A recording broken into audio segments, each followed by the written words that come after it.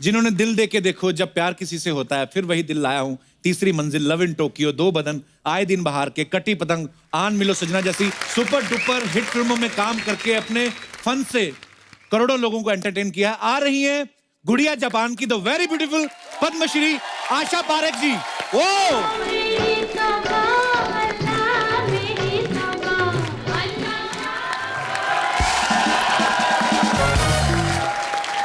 आशा जी, आपका बहुत बहुत स्वागत है। प्लीज यहाँ पे विराजमान हो जाइए। और आज की हमारी तीसरी मेहमान वो हैं जिन्होंने अपने डांस से पूरे हिंदुस्तान को अपना दीवाना बना लिया। ये एक ऐसी अदाकारा है, इनका एक गाना पूरी फिल्म को सुपरहिट बना देता था। गुमनाम, शिकार, ऐलान, कारवां, लहू के दो रंग, शोले, डॉन और बहुत सी सुपरहिट फिल्मों में अपनी एक्टिंग और डांस से सबका दिल जीतने वाली please welcome Padmashri Helen ji.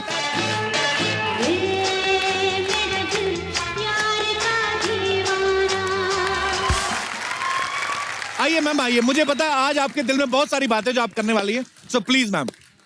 Asha ji, I am so honored to meet you. So honored. After a long time we are meeting. I'm such a big fan of yours.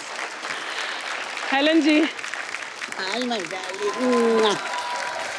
you know, Helen ji, I want to say एक चीज जो मैंने कभी किसी से शायद share भी नहीं की, कि अगर मैं आज इस इंडस्ट्री में हूं तो हेलन जी की वजह से। क्योंकि जब मैं छोटी थी और मैं आपके गाने और डांस और आपकी एक्टिंग देखती थी स्क्रीन पर, तो मैं इतना मेस्मराइज्ड और उस ग्लैमर से इतना अट्रैक्टेड थी। Thank you. तो मैं बोलती थी कि वन डे मैं भी उस पर्दे पर आना चाहती हूँ। तो it's because of you. Thank you so much.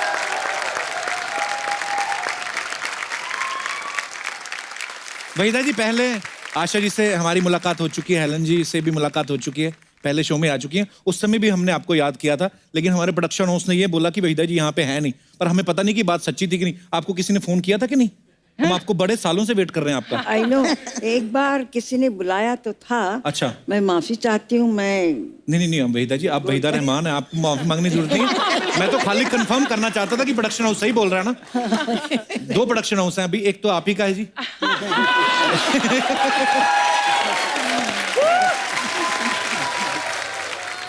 Hindi cinema में आपका कंट्रीब्यूशन जो है कोई भुला नहीं सकता।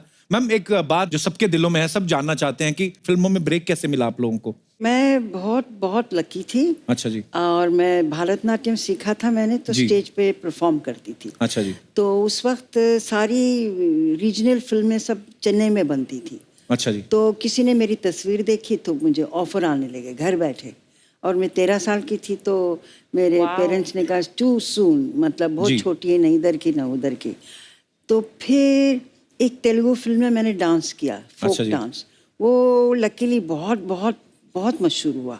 अच्छा जी। तो उसके बाद बस एक तेलुगु फिल्म थी, उसमें लीड रोल किया ऑपोजिट एनटी रामाराव, जो आंध्र प्रदेश के जी सीएम थे। उसके बाद गुरुदत्त जी मिले मुझसे हैदराबाद में। अच्छा जी। तो फिर उन्होंने मुझे बॉम्बे बुलाया। फिर इट्स हिस्ट्री। वाह, ग्रेट। और आशा जी, आप कैसे आए फिल्मों में?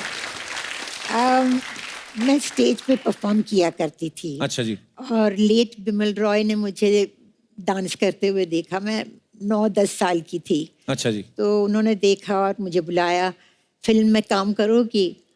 मैंने ऐसे कह दिया हाँ करूँगी। अच्छा जी। तो इस तरह से माँ पिक्चर में मैंने एक छोटा सा रोल किया था। अच्छा जी। उसके बाद तो मैं बड़ी हो गई, स्कूल में जाती थी।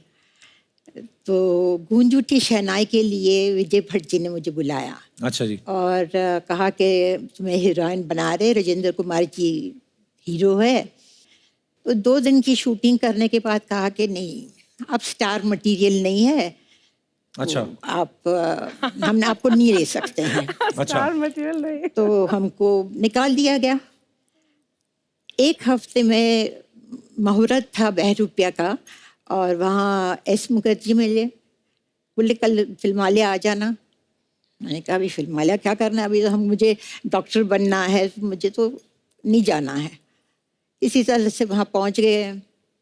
और फिर तो सबको मालूम है कि दिल दे के देखो कि हीरोइन बन गई।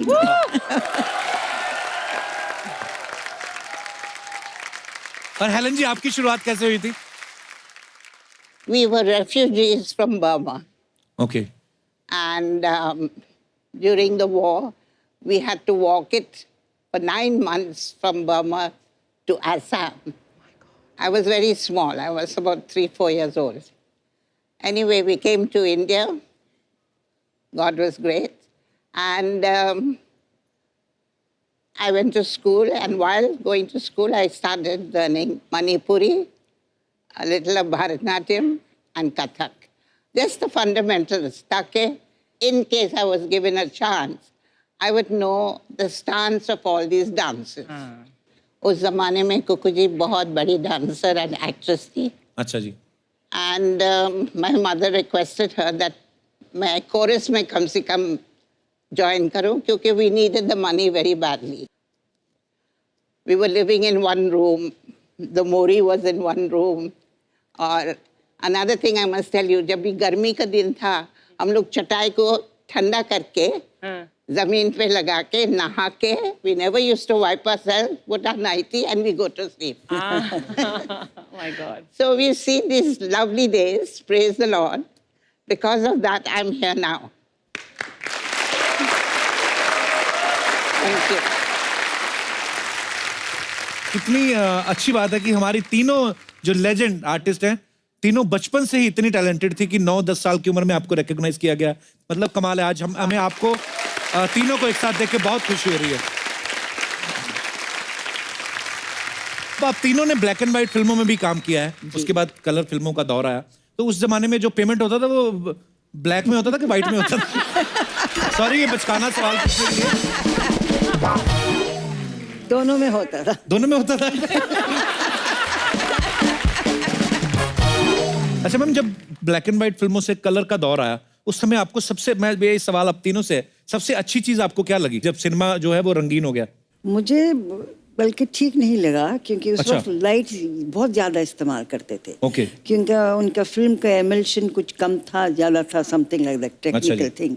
तो मुंह सारा जल जाता था. एक आइस बकेट में एक शामो लेदर कहते थे, उसको डाल के रखते थे, फिर मुंह पे लगाते रहते थे बिफोर द टेक.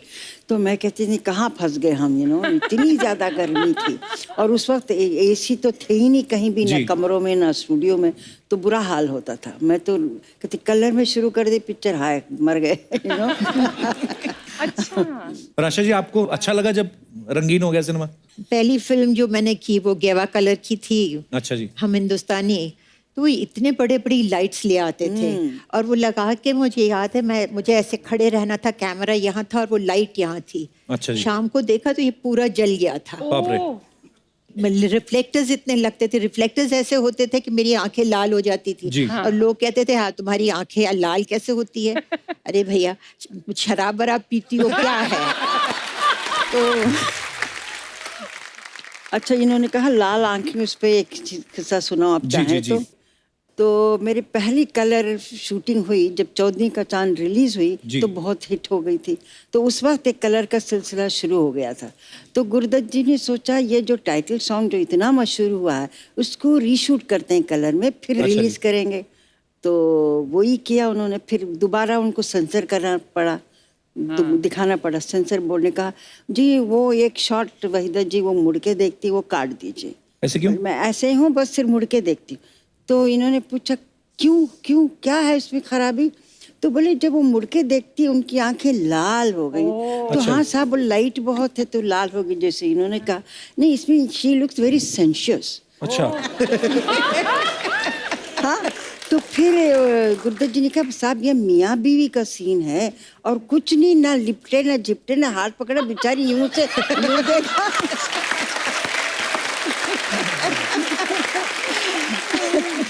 अगर वो सेंसर बोर्ड वाले अगर अब हों तो बेचारे वो देख के तो बेहोश हो जाएंगे. आजकल तो बन रहा है. तो हेलन जी, उस दौर में जैसे आशा जी ने, वहीदा जी ने बताया कि लाइट्स बहुत ज्यादा होती थी और ऊपर से डांस करना. डांस में तो रीटेक भी और होते होंगे बिकॉज छोटे छोटे शॉट्स लेने हैं और इतनी सारी लाइट. आपको भी परेशानी होती होगी फिर तो? I was very happy that it was in color because my costumes were very colorful. I could wear those feathers and I could, and I looked much better. So for me, color was lovely. Kapil, मैं जैसे आप सबने बोला कि इतनी गर्मी वगैरह, and then हम तो आज वैनिटी वैन मिलती है हमें, और हम लोग इतने एयर कंडीशन कंट्रोल एनवायरनमेंट में शूट करते हैं। तो मैम आप सबसे पूछना चाहती हूँ कि आप लोग कैसे मेकअप करते थे? कभी जंगल में शूट है, कभी यहाँ तो वैन तो होती नहीं थी। अर्चना, आप मानोगे नहीं, मुगले आजम जैसी पिक्चर बनी मोहन स्टूडियोज में, जी। वहाँ एक वॉशरूम नहीं था। बाप रे।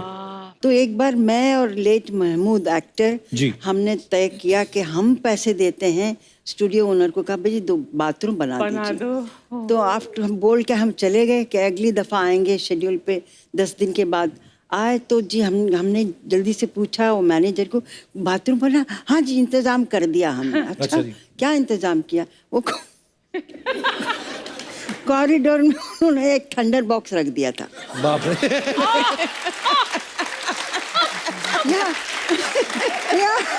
I said, oh my God, it's so terrible.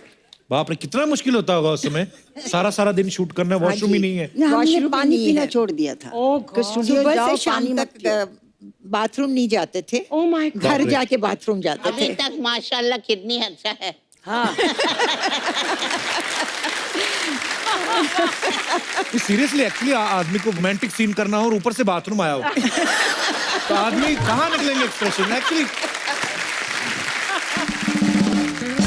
So Helen जी को डांसिंग क्वीन, पता बहुत सारे ऐसे टाइटल दिए गए थे, ऐसे नाम दिए गए थे हेलन जी। जैसा कि मैंने पहले कहा कि एक ही गाना कभी कभी हेलन जी का पूरी फिल्म पे भारी पड़ जाता था। तो हेलन जी दूसरी जो हीरोइन होती थी फिल्म में, और आप आके एक गाने में वाही लूट लेती थी, तो उनको जेलसी फील नहीं होती थी कि आ गई हेलन जी, अब ये सारा मेला लूट के ले जाएंगे? By the grace of God, I've been very good with all the heroines in the movie. They loved me, literally they cared for me. There was no jealousy. I worked with Asha ji. Were you jealous of me? No. If I was jealous, I wouldn't be friends with you. अच्छा आशा जी, आपकी जब आपकी film में silver jubilee होती थी, golden, आपको jubilee girl भी नाम दिया गया था आपके फैंस के द्वारा, तो जब सिल्वर जुबली होती थी फिल्में, गोल्डन जुबली होती थी, उसके बाद आपने फिल्मों की क्वांटिटी बढ़ाई थी या पेमेंट ही बढ़ाई थी सिर्फ?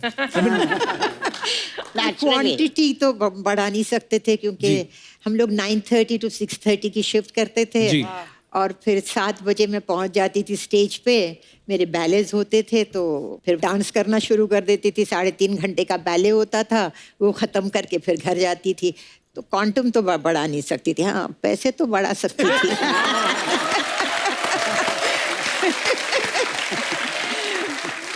आशा जी, आपने तकरीबन सब स्टार्स के साथ काम किया है, जी। तो आपको अपनी जोड़ी सबसे ज्यादा किसके के साथ अच्छी लगती थी? मेरी पहली फिल्म शम्मी कपूर जी के साथ थी। अच्छा जी।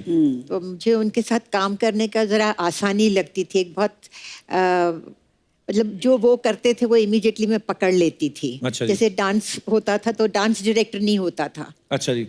अच्छा तुम ये कर लेना, मैं ये कर लूंगा। अच्छा, वाह। हाँ, Really? तो इस तरह से कई गाने हमारे ऐसे थे कि विदाउट अ डांस डायरेक्टर बिना हमने dance किए director? हैं। क्या बात है। अरे जी जी। और उनको मैं छेड़ती थी भी बहुत। मुझे याद है कि एक बार हम शूटिंग कर रहे थे कश्मीर में, तो उन्होंने कुछ पहलवान को बुलाया, उनके गले में कुछ हो गया था। अच्छा तो जी। बहुत हंसी, अरे पहलवान को बुलाया गला ठीक करने के लिए। ओह, दूसरे दिन मैं गिरी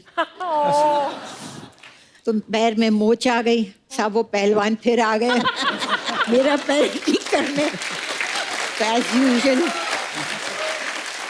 शमी जी कर रहे आया ना, मैंने कहा जी आ गया।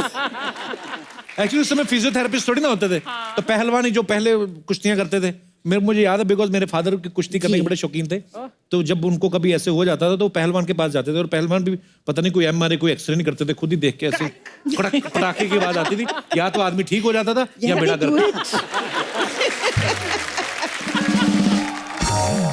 आशा जी, हेलन जी, आप मतलब जब भी किसी हीरो के साथ काम करती थी तो ऑब्वियसली हर एक का अलग अलग स्टाइल रहता है, लेकिन शम्मी जी के खुद के स्टेप होते थे, हम लोग सब हाँ, वो देखते रहे। खुद ही मतलब कर लेते थे। तो वो कितनी एनर्जी होती थी, कितना मुश्किल रहता था उनके साथ डांस करना आपको भी? आप एनर्जी तो क्या रिदम थी उनमें। हाँ, एक एक रिदम पे Kapoor झटके clan is वटके। full of rhythm. या, सब बच्चे लोग सब सभी लोग। और क्या समी जी का कोई शशि प्रॉपर कपूर, डांस मेरे डांस नहीं favorite होता था, थे। जैसे जी। वाइल्ड डांस ना, जी। तो रिदम को पकड़ के उनमें इतनी पूरे जिस्म में रिदम थी, रिदम थी, रिदम थी वो उनकी ये body हाथ में। भी यूं करो यूं भी करो तो सब रिदम में करते थे। Actually Isn't it? अच्छा वहीदा जी, ऐसे हमने सुना है कि जब आप फिल्मों में आई थी तब आपका नाम जो है वहीदा रहमान नहीं था, कोई और नाम था। नो, ऐसे पता नहीं क्यों अफवाह है ये। अफवाह है, असली नाम मेरा वहीदा रहमान और वहीदा रहमान ही था। अच्छा जी। हाँ। मैं आज ही इनको बाहर निकालता हूँ जिन्होंने ये मुझे बोला ना। वहीदा जी, एक और अफवाह है, पता नहीं ये भी अफवाह ही है कि सच्ची बात है, लेकिन बड़ी ऐसे अफवाहें सुन के आ रहे मैं हैं आप। अफवाहें सुन के आया हूं बहुत सारी। एक के बाद एक के बाद। पर उन्होंने कहा कि जो आपके भरतनाट्यम के जो गुरु थे उन्होंने पहले आपको डांस सिखाने से मना कर दिया था, हाँ, लेकिन बाद में आप ही उनकी बेस्ट स्टूडेंट निकली। हाँ। अच्छा, तो मतलब ये बात सही है। चलो ये वो बात बच गया आज। सही है। इसने तो ये क्या रीजन था वहीदा जी, उन्होंने क्यों मना किया आपको डांस सिखाने से? वो बहुत मशहूर वो एक गांव है, गांव के जैसे शहर लुधियानवी, जी। तो तिरुचंदूर एक जगह है तमिलनाडु में, वहाँ के थे वो। अच्छा जी। तिरुचंदूर मीनाक्षी सुंदरम पिल्ले उनका नाम था। बाप रे, इतना लंबा नाम। हाँ, तो मुझे जिद आई कि उन्हीं से सीखना है। अच्छा तो जी। हमारे कोई बीच में फ्रेंड थे, उन्होंने जाके कहा ऐसे ऐसे सीखना है। जब नाम सुना तो बोले नाम तो मुसलमान है। बोले हाँ, लड़की भी मुसलमान। No no no no no, मैं मुसलमान को भरतनाट्यम कैसे सिखा सकता? अच्छा। बोले क्यों नहीं सिखा सकते साहब आप? नहीं, वो अभिनय जो हमारे डिवोशनल गाने होते उसको समझेगी नहीं, वो ठीक से कर नहीं पाएगी। तो 6 महीने लगा दिया और मैं भी जिद से अड़ी रही कि उन्हीं से सीखना है। वाह। तो जब इन्होंने बहुत जबरदस्ती की हमारे दोस्त ने, तो बोले अच्छा उसकी कुंडली लेकर आओ। अच्छा। तो बोले जो वो लोग मुसलमान हैं वो कुंडली उंडली बनाते नहीं, बिलीव नहीं करते। अच्छा जी। तो बोले ये तो बड़ी मुश्किल है फिर। तो बोले अच्छा उसका बर्थ डेट लेकर आओ। अच्छा वो लेकर गए, तो उन्होंने अपने से चार्ट बनाया, कुछ यूं पता अच्छा। नहीं क्या क्या किया। तो बोली ये क्या हुआ, ये कैसे हुआ? तो उन्होंने पूछा क्या हुआ साहब? तो ये चार्ट में कहता है कि ये लड़की मेरी लास्ट और सबसे अच्छी स्टूडेंट होगी, वाह। हो नहीं सकता। तो उन्होंने ऐसे ढकल दिया, नहीं नहीं नहीं हो नहीं सकता, समथिंग इज रॉन्ग, या मैंने ठीक नहीं किया। तो बोले और 2 दिन दो। अच्छा, फिर 2 दिन के बाद फिर उन्होंने बनाया, बोले no again the same result. तो बोले चलो मैं सिखाता हूँ इसको। क्या बात है, लेकिन और वो बात सच भी साबित हुई। वाह। ऐसे हमने सुना है कि रेशमा और शेरा में एक ऐसा सीन था जिसमें आपको बच्चन साहब को ऐसे थप्पड़ मारना था। हाँ। लेकिन बच्चन साहब की माताजी वहां पे रहती थी, तो मैम फिर कैसे मारा आपने? वो आदमी थोड़ा वो भी हो जाता कि यार सामने मम्मी है। नहीं, उन्होंने आंटी ने ये भी कहा वहीदा जरा संभाल के, तो मैं बिल्कुल डर गई। अच्छा तो जी। हर बार आए तो सुनील दत्त डायरेक्ट कर रहे थे उस वक्त और सी रामचंद्रन कैमरामैन थे। अच्छा जी। तो उन्होंने कहा वहीदा जी आप ठीक से नहीं करेंगे तो रीटेक होंगे, उतने थप्पड़ पड़ेंगे। अच्छा जी। इससे बेहतर है आप दिल मजबूत करके एक कस के दे दीजिए, बात खत्म हो जाएगी। अच्छा जी। तो फिर लाइटिंग वगैरह हो रही थी तो मैं जाके बैठी, तो आंटी बच्चन उधर बैठे हुए थे, वहीदा जरा संभाल के करना। तो मैं बिल्कुल डर गई। फिर मैंने जाके सुनील दत्त को कहा साहब मेरे से थप्पड़ नहीं मारा जा रहा है। बोले क्यों क्यों नहीं मारा जा रहा? कि वो आंटी ने कह दिया जरा संभल के। तो बोले ओहो, तो फिर आंटी को कहना चाहिए इस शॉट के लिए आप बाहर जाके बैठिए। अच्छा, तो बाहर भेजा फिर उनको? बाहर भेजना पड़ा। तो उसके बाद फिर सब सेट पे असिस्टेंट डायरेक्टर सुनील दत्त सब कहने के एक ही शॉट, एक ही टेक, एक कस के लगा दीजिए। मैंने कहा अमिताभ बहुत कस के लगाने वाली हूँ। हाँ कोई बात नहीं।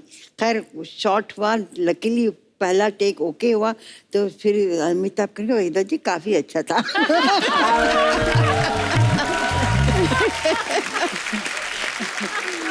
मैम उस समय जब आपके कोई क्रेजी फैन आता था तो आप कैसे हैंडल करती थी आशय? सेट पे शूटिंग देखने आ जाते होंगे, आपके घर के बाहर आ जाते होंगे कहीं? घर के बाहर एक चाइनीज आदमी आता था। चाइनीज? हाँ। अच्छा जी। तो वो मतलब आके घर के बाहर दरवाजे के बाहर ही बैठ गया। अच्छा जी। तो बोले मैं यहाँ से जाऊंगा नहीं, मैं आशा पारेख से शादी कर ही जाऊंगा। अच्छा। मैंने पढ़ा था ये। इट वॉज, अब मैं वो हटे ही नहीं। फिर वहाँ उसने अपना गद्दा लगा दिया, वहाँ रहने लगा, कुछ मछलियाँ जला के खाता था, पता नहीं क्या करता था। और लोग उसको कहे यहाँ से हटो, तो वो छुरी निकाल कर दिखाए कि मैं हटूंगा नहीं। अब जब उसने छुरी वुरी निकालने की बात की तो अब मुझे डर लगने लगा, मैं रात को लेट शूटिंग करके आऊँ। तो मैं अपने नीचे का कार के नीचे मतलब छिप कर रहा हूँ और छिप कर देखूं कि वो है कि नहीं, बैठा हुआ है तो फिर छिप जाऊं। फिर मैंने कहा ये तो बहुत हो रहा है, 1 महीना ये चलता रहा। तो फिर मैंने जो है पुलिस कमिश्नर को फोन किया। अच्छा जी। वो कहा कि भैया इसको पकड़ के ले जाओ। उसको पकड़ कर ले गए जेल में। वहां से उसने मुझे पोस्ट कार्ड लिखा अच्छा। कि मुझे ये लोग ले गए हैं, प्लीज मुझे बाहर निकालो। बेल भी आप ही कराओ। मैंने कहा अंदर तो मैंने डाला है तुमको। मैंने कहा अंदर तो मैंने तुमको डाला है, मैं तुमको आके बाहर निकालूं, मैं पागल हूँ क्या? फिर पता नहीं कहाँ चला गया, मुझे नहीं मालूम। You're looking out for him now. No बाबा। हेलन जी, आपके साथ कभी नहीं हुआ ऐसा? हुआ होगा जरूर। एक बहुत अच्छी फैन थी, अच्छी फैन, अच्छा जी। थी। ओहो। आशा भोसले। अच्छा, वाह। एक दिन आशा जी ने मुझे उनके शो पे बुलाया, आई वाज अ गेस्ट। अच्छा जी। तो बातें बातें में उन्होंने कहा कि हेलन जी वहाँ बैठी है, then I went out and I did that. Helen ji, Asha ji मुझे बोल रहे, हेलन जी अगर मैं मर्द होता है तो मैं आपसे शादी करती। वहीदा जी, आपको भी तो कभी ऐसा कोई ना कोई क्रेजी फैन मिला ही होगा, कभी जिन्होंने तंग ही कर दिया आपको? हाँ, देखिए हमारे ज़माने में जब जवानी में सभी होते हैं, सबके फैंस जी। होते हैं। एक हर रोज़ कुछ 12-15 सफ़े का एक लेटर आता था। अच्छा और जी। उसमें वो लिखते थे कि मैं आर्किटेक्ट हूँ। मैं सोचो अभी ये आर्किटेक्ट हैं तो इनकी इतनी फुर्सत कहाँ मिलती है? वो हैंड रिटन, ये नहीं कि टाइप हो, या उस वक्त मोबाइल नहीं था, कंप्यूटर नहीं था, हैंड रिटन लेटर। फिर कहते थे एक दिन याद रखिए आप, ताजमहल क्या, मैं अच्छा। उससे बढ़ के बनाऊंगा, क्योंकि मैं आर्किटेक्ट हूँ। अच्छा मैम, आजकल बहुत सारे ऐसे प्लेटफॉर्म्स हैं, सोशल मीडिया है, मतलब आप अपने फैंस के साथ सीधा कनेक्ट कर सकते हैं। आप उनको अगर कुछ, आप कोई नई फिल्म कर रहे हैं, उनको बता सकते हैं, सीधा उनके साथ चैट सेशन करते हैं। आजकल के जो भी स्टार्स हैं, उस समय में तो ऐसा सोशल मीडिया तो होता नहीं था। सो बहुत सारे सवाल हैं जो हमारे दर्शकों के मन में, वो मैं आपसे पूछना चाहता हूँ। आप तीनों उनके जवाब दे सकते हैं। आपके टाइम पे जो फिल्में बनती थी, उनमें सबसे ज्यादा स्टाइलिश हीरो कौन था? आप तीनों जवाब दे सकती हैं। स्टाइलिश हीरो जी। मेरे कैटेगरी में जो देवानंद थे। अच्छा जी, फिर देव साहब। शम्मी कपूर थे। शम्मी कपूर साहब, वाह क्या बात है। आशा जी, आप? मुझे लगता है फिरोज खान। फिरोज साहब, जी जी जी, फिरोज वाह। खान। हेलन जी, आप तो खुद इतने स्टाइलिश नहीं, लेकिन आपको कौन स्टाइलिश हीरो लगता था? देवानंद। देव साहब, वाह। उस समय शूटिंग पे सबसे ज्यादा लेट कौन आता था? राज कपूर। राज कपूर साहब। सब आप सब सहमत हैं आशा जी? आप ये सब? बड़ा टेढ़ा सवाल है। हंसने वाला मगर आते सवाल थे है। लेट। मैंने 2 पिक्चरें की उनके साथ। अगर 9:30 से 6:30 तक की शिफ्ट होती थी जी। तो वो 2 बजे आते थे। अच्छा जी। तो फिर आधी शिफ्ट चली गई, फिर लंच खा के फिर आराम करके उठ के अच्छा। तो फिर मैंने प्रोड्यूसर को कहा आप 2 से 10 की शिफ्ट की रखिए। अच्छा जी। दोपहर के 2 से रात के 10 से। बोले हाँ अच्छा आइडिया है, चलो वो कर दें। तो वो 2 से 10 बजे की शिफ्ट रखते थे, तो वो 6 बजे आते थे। फिर एक दिन उन्होंने, मैं कहती थी क्या राज जी, मैं बैठ बैठ के थक जाती हूँ। नहीं सॉरी। एक दिन मिल्क कॉलोनी में शूटिंग थी, तो मेरे प्रोड्यूसर ने कहा वहीदा जी आप घर से मत निकलिए जब तक मैं फ़ोन नहीं करूँ। अच्छा। आई फील गिल्टी, आप बैठी रहती हैं वहाँ, क्या करें? मैंने कहा अच्छी बात है। तो फिर फ्रैंटिकली फ़ोन आया, उस वक्त मोबाइल नहीं था, कुछ नहीं। निकलिए जल्दी निकलिए। मैंने कहा क्या हुआ? बड़ी सुबह 7 बजे राज जी आउटडोर में बैठे हुए हैं। मैंने कहा राज जी 10 बजे। बोले मैं बदनाम हूँ कि मैं लेट आता हूँ, मैं बैठा हूँ, आप अभी आई हैं, अभी आपको मेकअप करना है, बाल बनाने, कितनी देर लगेगी? मैं कितनी देर बैठा रहूँगा? मैंने कहा मुझे जिंदगी भर बिठाते थे, अभी आप बैठे रहिए। ऐसे कौन से एक्टर थे जो दूसरों के डायलॉग चेंज करवा देते थे? ऐसा कोई था? मैंने एक पिक्चर में काम किया था जिसमें कृष्णा करके कोई विलन था। अच्छा जी। तो वो क्या होता था, 7 to 2, 2 to 10 की शिफ्ट होती थी। तो मैं 2 to 10 की शिफ्ट में उसकी शूटिंग करने जाती थी। अब वो 6 बजे तो वो सारे डायलॉग उल्टे बोले। अच्छा। हाँ, वो बोले कि जैसे ये था कि शल्लो, तो तुम कीचड़ में खिला हुआ कमल हो, तो वो बोलेगा शल्लो तुम कमल में खिला हुआ कीचड़ हो। तो एक दिन ये हुआ, अच्छा बिकॉज मैं बहुत बड़ी स्टार थी तो पूरे सेट पे सन्नाटा। तो उसने कहा क्या हुआ क्या हुआ, अरे भाई तुम क्या बोल रहे हो? तो बोले क्या बोल रहा हूँ? तो बोले तुमने ये डायलॉग बोला है। अच्छा मैंने ऐसा बोला, सॉरी सॉरी, हाँ फिर से करते हैं। फिर वही बात। अच्छा। हर चीज में, मतलब वो सुजीत कुमार के साथ था कि शल्लो के साथ मैं सुहाग रात मनाऊंगा। वो 6:30 बज गए थे तो कहने लगे कि शल्लो की जगह मैं तुम्हारे साथ सुहाग रात।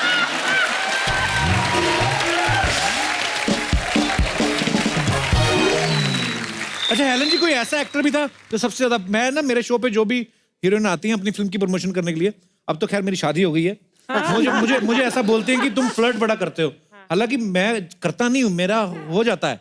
अच्छा उस समय भी कोई तो हीरो ऐसा होता ही होगा जो बड़ा फ्लर्ट करता होगा। अगर आप चांस देंगे तभी फ्लर्ट करेंगे ना, उनको मालेंगे एक थप्पड़ मिलेंगे तो सही आएंगे।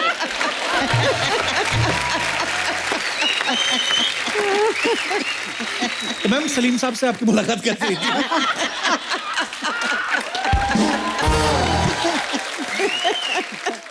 ये सलीम साहब का नेक्स्ट प्रोग्राम होगा तो भी आप पूछ लेना। दोबारा बुला लीजिए दोनों को। दोनों क्यों, तीनों।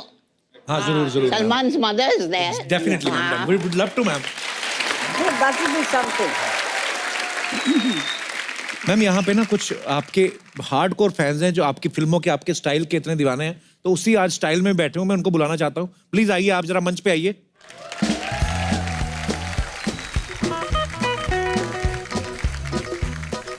नमस्ते जी, आप सबका बहुत बहुत स्वागत है। अरे सबसे पहले तो आप अपना नाम बताइए और आप बताइए कि आप किनका आपने स्टाइल कॉपी किया हुआ है, हमारे दर्शकों को बताइए। मैं मधुचंद्रा हूँ। अच्छा जी। मैंने आशा जी का गेटअप किया है। अरे वाह, कमाल है, बहुत बहुत प्यारी लग रही है आप जी। आपका? हाँ, मेरा नाम निशा है। अच्छा जी। और मैंने जो स्टाइल किया है वो भी आशा पारिक जी का है। अरे वाह वाह। हेलो। हेलो जी मैम, कैसे रेखा हैं? मामतोरा। मैंने हेलन जी का स्टाइल किया है। अरे वाह। जी पीछे एक। हेलो, ममता सा। जी ममता। मैंने वही दाजे की स्टाइल। वाह। मैं जयश्री पंचाल हूँ, मैंने वेदा जी की स्टाइल में। So sweet. हेलन जी, पहले नंबर पे आपके हिसाब से कौन? तो ये नंबर 1।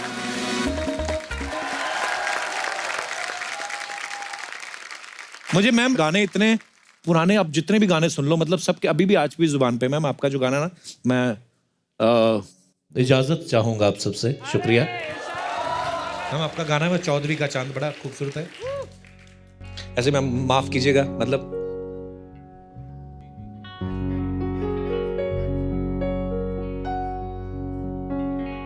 चौदवी का चांद हो,